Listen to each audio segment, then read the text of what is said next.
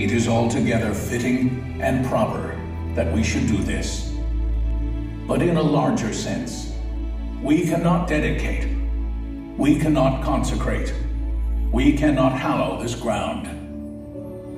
The brave men, living and dead, who struggled here, have consecrated it far above our poor power to add or detract. The world will little note, nor long remember what we say here, but it can never forget what they did here. It is for us, the living, rather, to be dedicated here to the unfinished work which they who fought here have thus far so nobly advanced. It is rather for us to be here dedicated to the great task remaining before us, that from these honored dead we take increased devotion to that cause for which they gave the last full measure of devotion. That we here highly resolve that these dead shall not have died in vain, that this nation, under God, shall have a new birth of freedom, and the government of the people, by the people, for the people, shall not perish from the earth.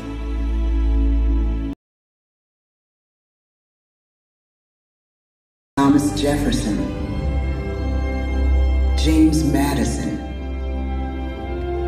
James Monroe, John Quincy Adams,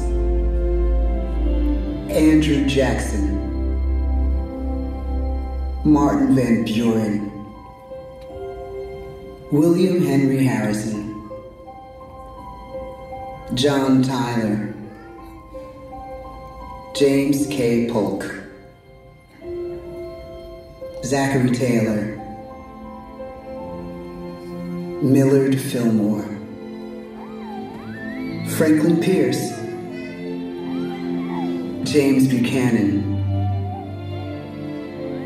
Abraham Lincoln, Andrew Johnson, Ulysses S. Grant, Rutherford B. Hayes, James A. Garfield, Chester A. Arthur, Grover Cleveland, Benjamin Harrison, William McKinley, Theodore Roosevelt, William Howard Taft, Woodrow Wilson, Warren G. Harding, Calvin Coolidge, Herbert Hoover, Franklin D. Roosevelt, Harry S. Truman, Dwight D. Eisenhower, John F. Kennedy, Lyndon B. Johnson, Richard M. Nixon,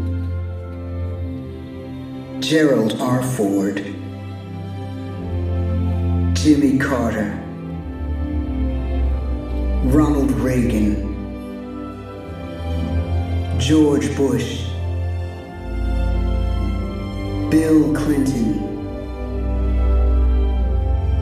George W. Bush,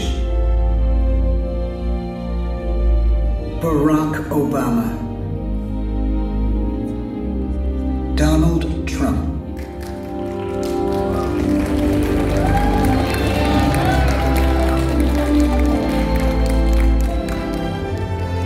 And now we come to the present. Once again, we place our trust in the idea of a president, as we have from the beginning. My fellow citizens, no event could have filled me with greater anxieties than that notification on the 14th day of April, 1789, that you had selected me to lead our nation. But it was with the confidence of my fellow citizens that I took an oath. 35 simple words that have been repeated by every American president throughout history. I, Joseph Robinette Biden Jr., do solemnly swear that I will faithfully execute the office of President of the United States, and I will, to the best of my ability, preserve, protect, and defend the Constitution of the United States. So help me God.